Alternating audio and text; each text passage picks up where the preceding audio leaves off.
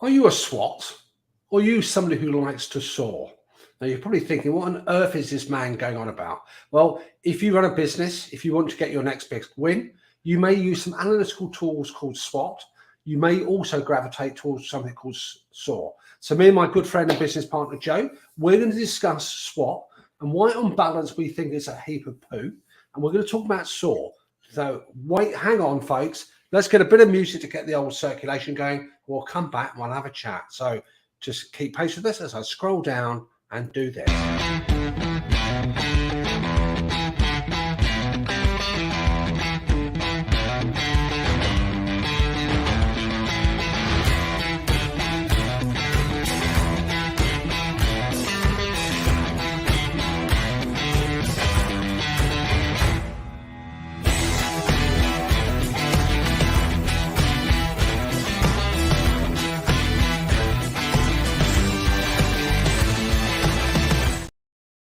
And as they say, we're back in the room. Good evening, Joe.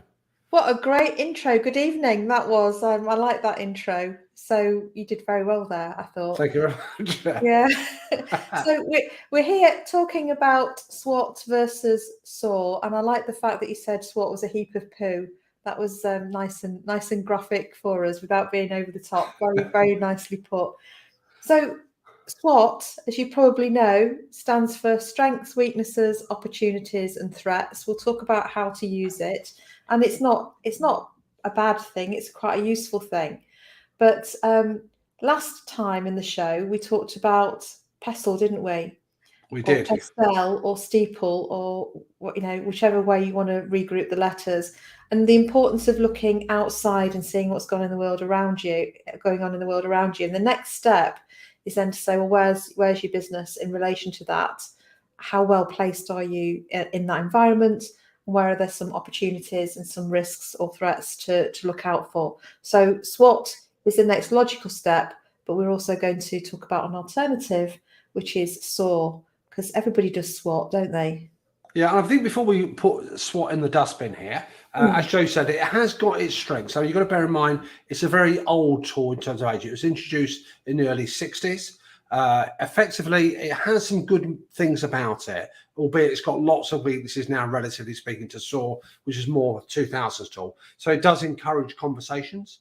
It's simple, and simple things are very popular, very engaging there as well. But it also does have a lot of weaknesses. So, Joe, what's your own thoughts about any sort of additional strengths or benefits of using SWOT before we start to rubbish it completely? Yeah. Well, if I start off by sort of saying what SWOT is all about. So essentially what you do is you say, what are the strengths or the weakness? What are our strengths or weaknesses in relation to the things that we want to do and that we want to achieve? And they are internal. So they're things inside the business. It's how you operate. And you think about the opportunities and threats. So strengths, weaknesses, SW, opportunities, threats, OT. And the opportunities and threats are things from outside the business. So things that are happening in the world beyond, or with competitors or with customers, the things that are outside your direct sphere of influence, if you like. So what I find with people are okay with strengths and weaknesses. Sometimes they get the internal and the external bit mixed up. And what I find that one of the biggest problems with it is it's quite repetitive, because you'll think of something and say, I don't know, say the economy or whatever, and go, well, is it a threat or is it an opportunity? It depends on how you look at it, right? It depends on how you do it. And so economy ends up in both boxes. So I think it's that repetitive thing, and people go through it as if they go through the motions rather than thinking about, okay, so where are the real opportunities? How might we tap into that? What are the real risks? How might we mitigate them?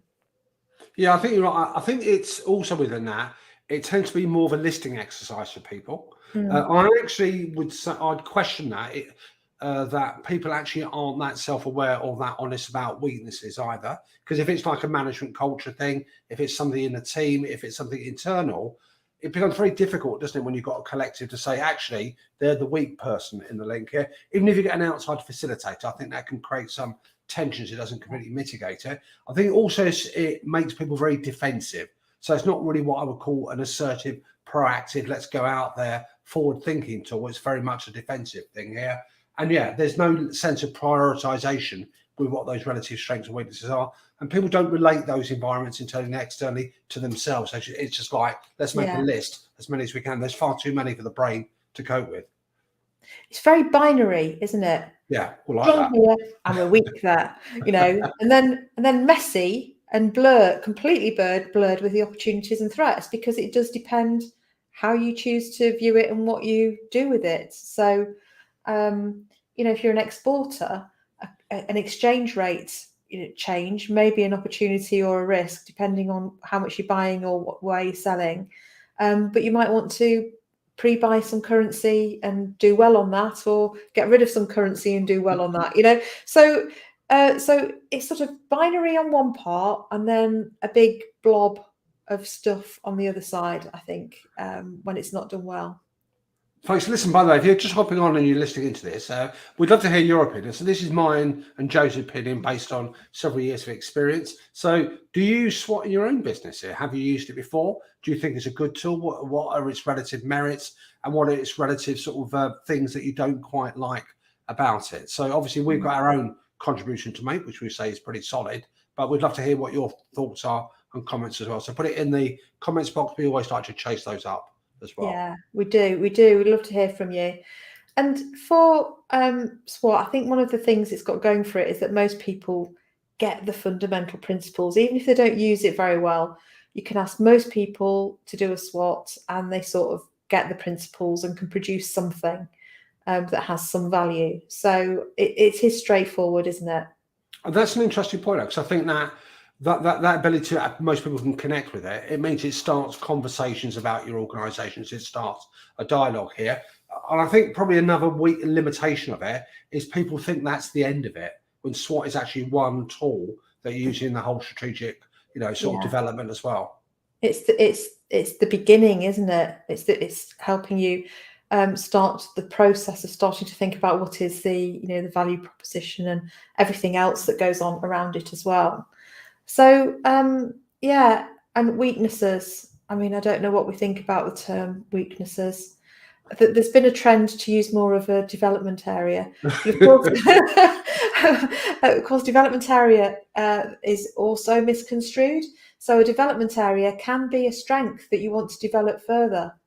It doesn't have to be a weakness, but I think it's okay to talk about weaknesses. 100%.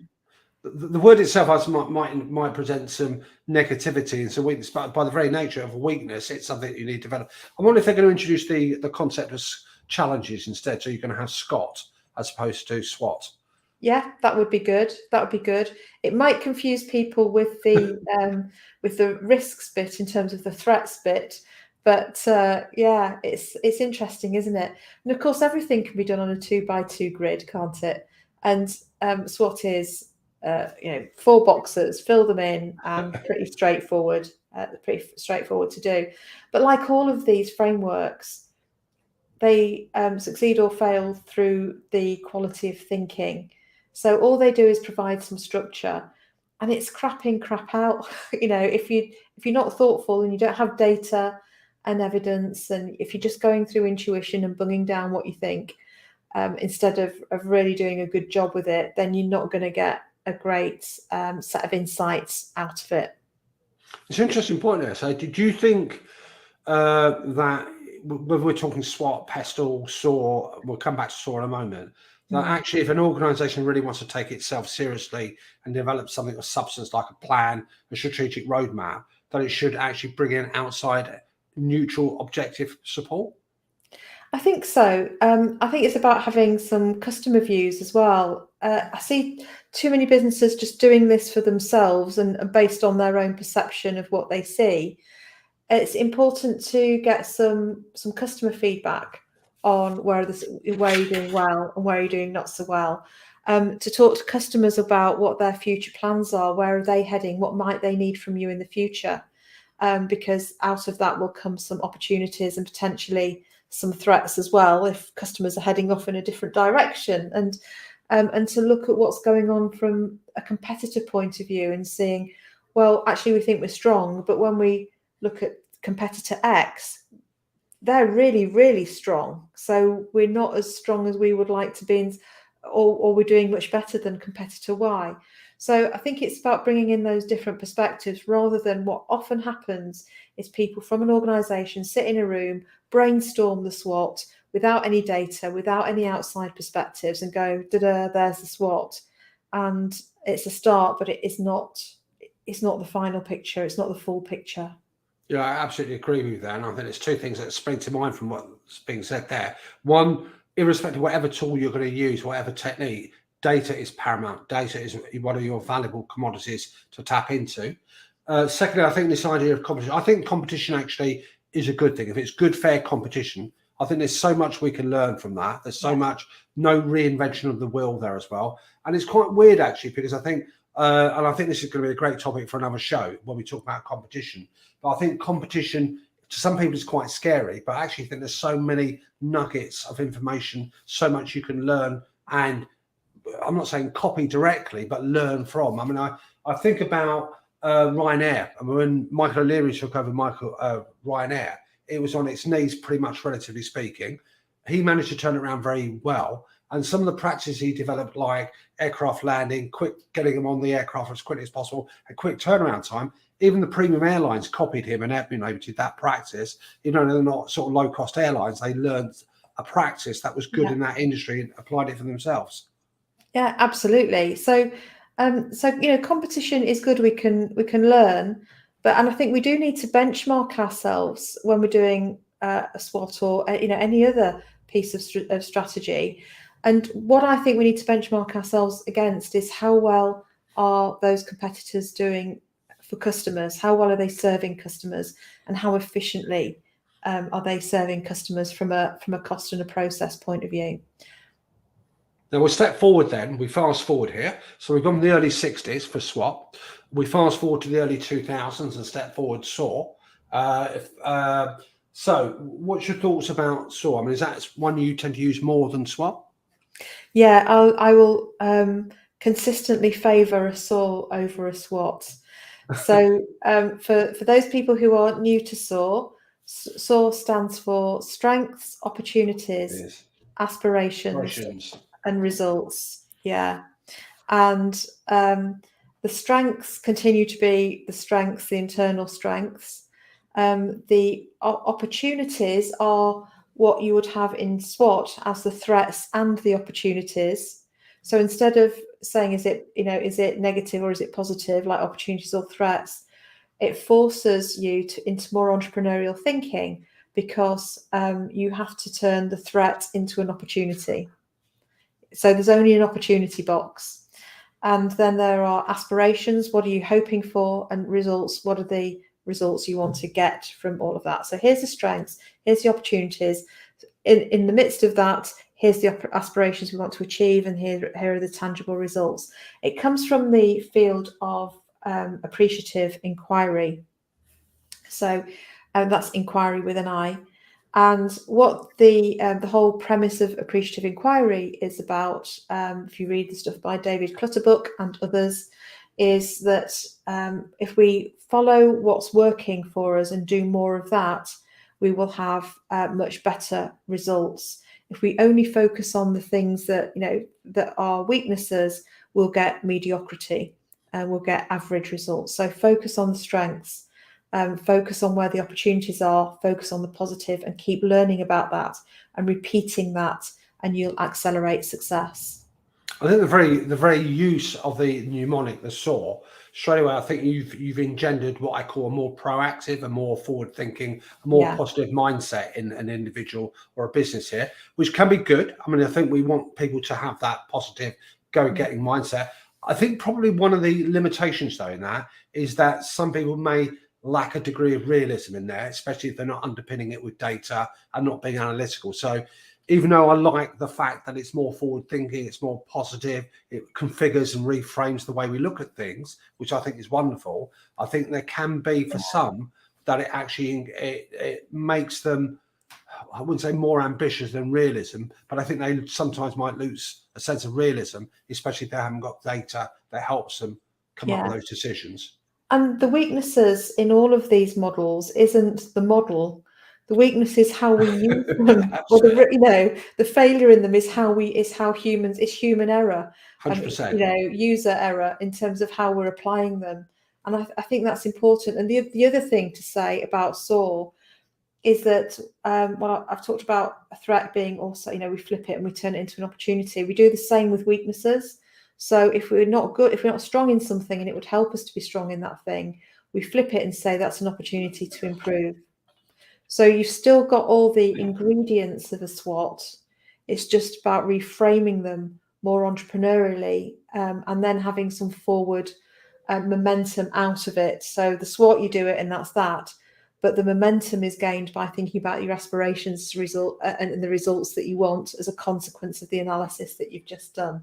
Yeah, and I think it's important to actually remember this is a continuum. So something like SWOT is typically like a snapshot in time. SWOT is probably more a revolving thing. And we saw a classic illustration of that, didn't we? When we had lockdown that kicked in March 20, you had a landscape that was rapidly changing here. And that threat of some businesses that are especially physically located became an opportunity as well, because technology suddenly advanced dramatically, and that ability to broadcast reach audiences that I wouldn't have thought before.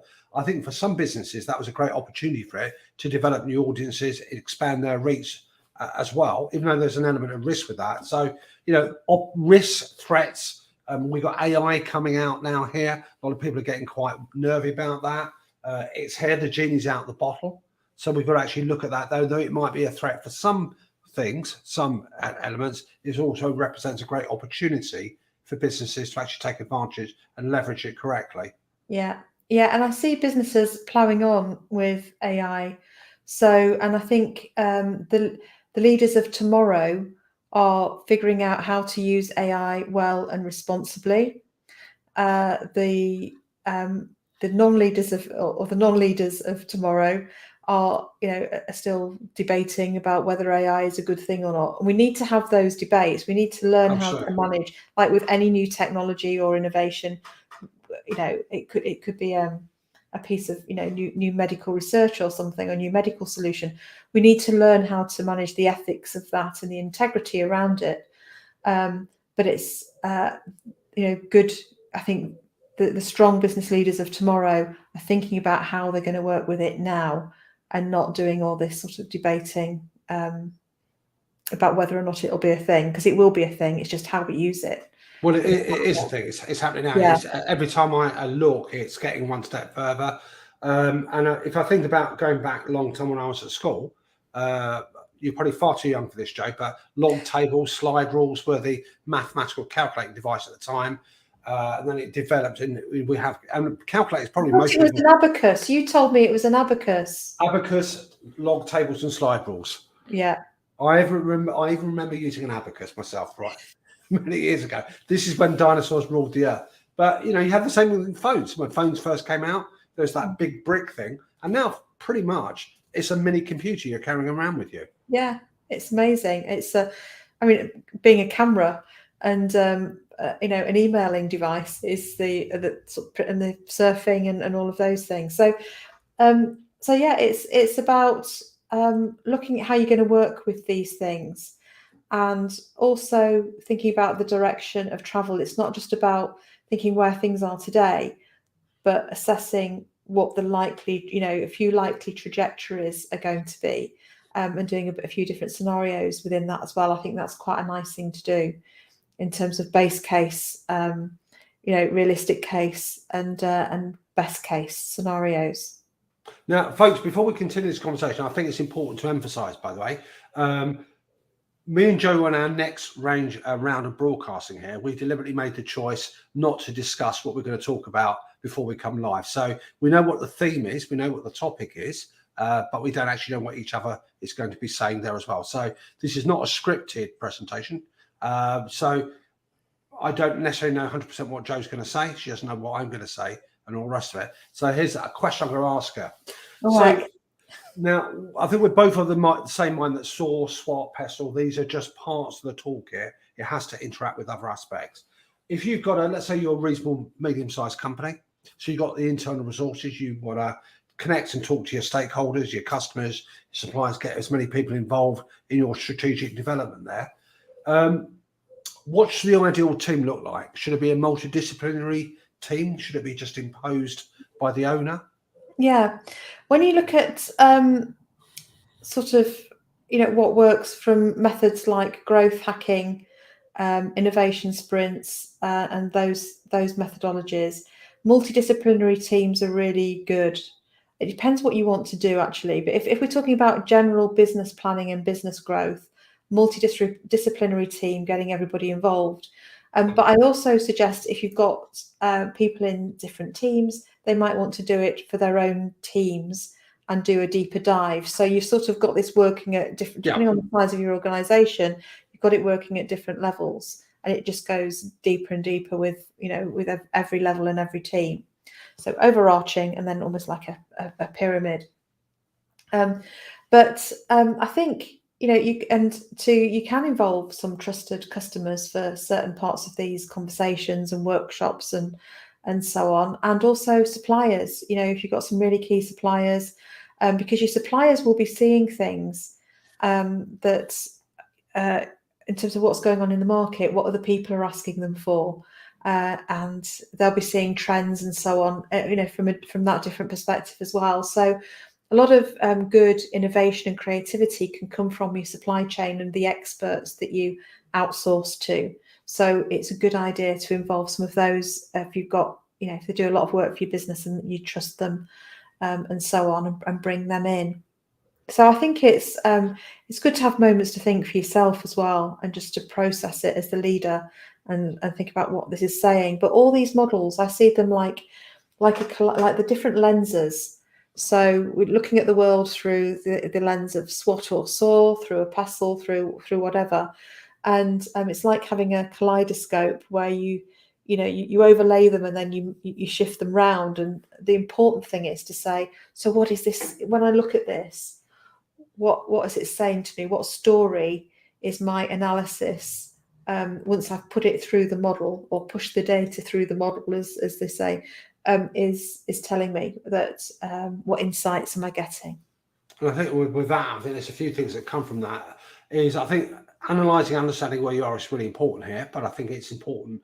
I think it's the old phrase about paralysis by analysis. Yeah. I think you've also got to be having some idea what your clear mission is. So having that understanding what your end goal is, and what your end visions are, and all the rest of it, helps you connect back to all that stuff that you're analysing. And I think trying to avoid silo working. So I see that a lot in my profession, where, for example, accountants, finance personnel may be working in isolation, and they don't actually go out to walk the shop floor. They don't actually go out to see what other departments are doing. They don't actually immerse themselves in that, and vice versa. People dissociate themselves from certain functions within an organisation. You talk about that close relationship with suppliers. We see that happen so many times in things like just-in-time systems, where suppliers and businesses get very close together because they get very useful in predicting demand. So there's a lot of resource you can tap into to have something, but ultimately it's the leadership team and the leader, the business owner, who has to make that final call. Yeah, definitely. It needs, because out of all of this needs to come vision, direction of travel, and then the tactical plan, the implementation plan for getting there. Now, we're talking at the wider business level, but of course, for your next big win, it might be you want to launch a new product, you want to nail a new customer. It could be something, you've got your business plan and everything, but there's something specific you want to achieve. And you can use these tools, and please do use these tools to help you achieve those specific things. So don't just think they only apply to business planning and strategy at that holistic level. You can use it to think about a new product launch, or you might want to pivot or reposition yourself, or you might want to win a new contract. You've got a tender to put in. You can actually use these tools, and you should use these tools, is my recommendation, for those things as well. Very much at a micro level. So the next big win, folks, is not about the business as an entity. It's about things that you may be doing within your business, whether you're a private business, a not-for-profit, a public sector organization, whatever that next big win here, you've got a great big toolkit to dive into to help you develop that new concept, that new product, that new service, that new offer, a new way of working internally, perhaps. So whatever that is to you, these are great tools that you can actually use to apply them. Yeah, absolutely. And actually, talking of toolkits and resources, we have a really fantastic quiz on our website. So go over to nextbigwin.co.uk and have a look at the quiz there, because you'll find out in just a few seconds what sort of entrepreneurial leader you are, and get a few tips to help you on your journey to your next big win. And also you'll be getting all sorts of resources and things that we are working on, ready to come out in the autumn. Do you think we should show our listeners a little glimpse at the site? Let's do that. That'd be lovely. Now, with the power of technology, if I can actually do this correctly, Yeah. So let me share the screen, making sure there's nothing contentious on the other screen that I'm going to share with. Yes, that'd be a good idea. There we go. So, folks, this is the next big win site. We're just going to mention this for a couple of minutes before we draw things to a conclusion. So as you get on there, we've got blogs, we've got lots of stuff there to do for you to dive into. And then, as we come, the next big win accelerator is the quiz, isn't it? Yeah, see, Jo's going to double up as the guide because she knows the site better than I do. So there we go. I don't know about that. we've got a load of blogs just in the back. Yeah, so take the quiz for your winning leadership approach, and a few seconds, and you can sign up there and do the quiz. It's fun. Yeah, no, take it. We'd love to hear what your thoughts are, the results on that. So let me just stop sharing the screen. I think I'm just pleased with myself that I managed to figure out how to share a screen on StreamYard. Very good. So what do we think? Is there any inherent flaws with using SOAR? I'm not sure if there's a bit of poetry there, but... Inherent flaw with using SOAR. Some people criticise the positivity, but as long as you are still looking at risks, threats and weaknesses, but doing the repositioning, the reframing piece, as long as you're including that, I think it's fine. You just got to remember to do that. And I like the aspirations and results piece, and people find that it just naturally segues into momentum and action and knowing where to take it. Whereas SWOT just stops dead, and that you've got a table of data, and that's very interesting, but what do we do with it now? So, yeah. I think it's interesting. I think for me, it typifies your approach in business as well. It's the SWOT is more of a defensive, let's look at it. But I saw by its very nature how it's phrased and all the rest of it. I just think it reframes the mind, and it reframes the mindset. And instead of being scared of what the future might hold, it actually gives you more optimism and more verve to actually dive into and grab that future as well. Yeah, so well said. That's really well said. Yeah. Folks, listen, so let us know what you think here. So me and Jo, we don't agree on everything, but we agree on the important things here. So SWOT, if you find a dustbin, put it in there. Gravitate towards using SWOT. Whoever invented SWOT, I think I wrote it down actually, Albert Humphrey at the Stanford Research Institute. So Albert, you did well. It lasted, still going strong, 60 odd years later. Yeah, and we probably wouldn't have SOAR if we didn't have SWOT. Absolutely. So congratulations. Yeah, and I didn't know who invented it. So you're streets ahead of me, Mahmood. So look, I hope that's been really useful. So if you're used to doing a SWOT, try a SOAR. Let us know what you think. And remember, you can do it for your whole business, but please do it for those smaller micro things as well, because it really help give you some clarity and some direction, and use good data. That's very well put, Jo. And fundamentally, do something. Yeah. Don't just try and grab your next big win based on your gut instinct without doing anything of structure. Otherwise, you will get your fingers and your bank balance burnt very badly. Yeah. Structure's liberating. Oh, I love that. And with that, we'll bid you good night, folks. So have a good evening. Enjoy the weather wherever you are in the world. And until next week, we'll see you on the other side. See you soon. See you soon.